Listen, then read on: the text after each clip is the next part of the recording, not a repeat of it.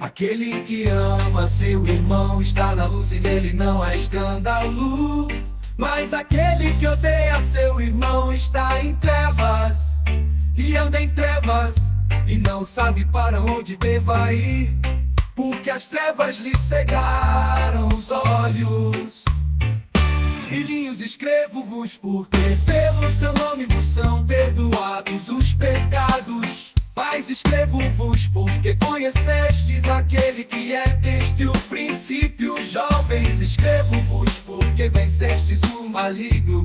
Eu vos escrevo, filhos, porque conhecestes o Pai. Eu vos escrevo, filhos, porque conhecestes o Pai. Eu vos escrevi, pais, porque já conheceste aquele que é desde o princípio.